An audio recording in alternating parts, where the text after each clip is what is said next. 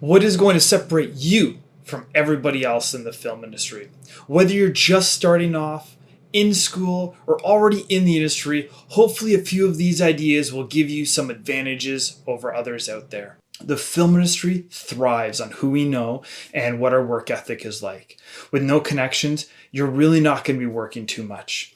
Competition is fierce, so why should you get the next job over everybody else that is also trying to get it too? These are the items that we're going to be talking about today.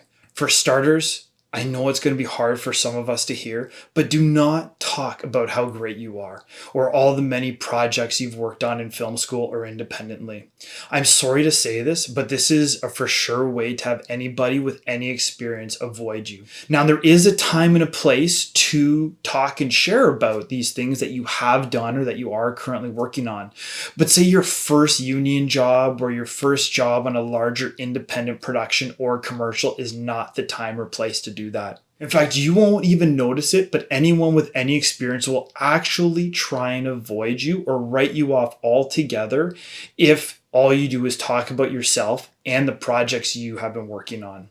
It's one of those sad things that I've seen time and time again, which is really why I wanted to put this in this video in particular, to try and help people avoid this from happening to them. Really, at the end of the day, a lot of people that are going to be hiring you or looking at hiring you back are really going to be looking for a few key things. Do you work hard? Did you even show up on time that day? Can you take criticism? Do you ask questions? When you say you're going to do something, do you actually do it? And the hardest one of all, which I challenge you to be honest with yourselves, is can you own your mistakes? I know myself, I've screwed up many times, and a lot of other people I work with have screwed up, and we have to own our mistakes. And so I challenge you and I ask you honestly, can you do that? If you're able to do that and these other items as well, you are going to jump ahead so much further than others around you. Now, after you have done these things, people with experience will naturally would have noticed and seen and will ask you about what it is that you do. Don't just offer it up right away. Wait for them to be curious and ask. Remember to let your experience speak for yourself. Don't speak for your experience. People on set that have been doing this a while will naturally pick up and see these things. You don't need to tell them. They will come on over and separate you from the rest of the crowd and want to know more about who you are. Next, take the initiative. When you're on set, network, talk to people. There's tons of people that are on these film sets. Be curious about other departments, other jobs, other people. Even if they're not in your department you want to do, knowledge is power. And so be curious about everybody, basically.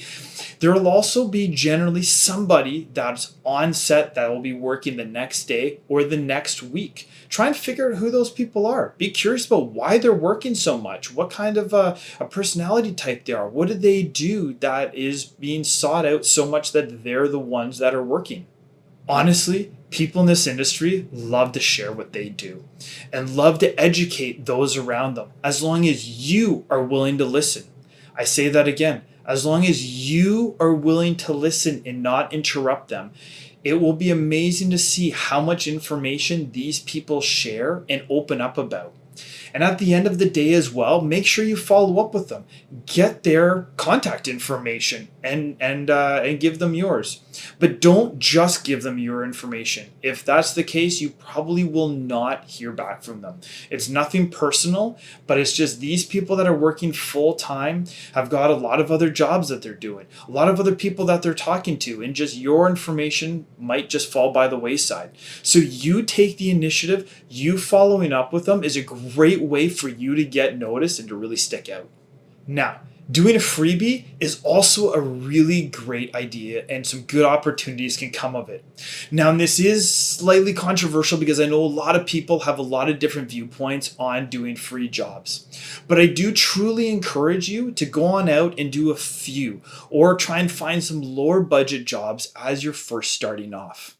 Now, there will be, unfortunately, people that will take advantage of you if you continue to do lots and lots of free jobs. And so that's why I encourage you just to do enough for you to be able to build out some contacts, be able to meet some people, be able to make some mistakes without having too many large consequences, learn the trade. I know myself, I've personally hired a lot of people over the years that I've worked and done free jobs with, and I've known others to also hire people having done free jobs too. With that being said, I could do individual episodes on each one of the topics we've covered today. If that's something you would like me to do, then please share with me in the comments below. But I truly believe that if you can nail down a few of these things, you're going to do well. If you can master a lot of these, you're going to go really far. But I always love to hear from you too. So please share with me in the comments below some of the hardworking stories that you've had or experienced, or any of the ways that you've been able to stand out and step up. Now, if you've been following any of these videos the last number of weeks and you feel as though you have what it takes to continue to work in the film industry, then check out our next episode where we start talking about the pros and the cons of the industry itself. Some of them you might already know. Some of them might surprise you. So check it out. We'll see you there.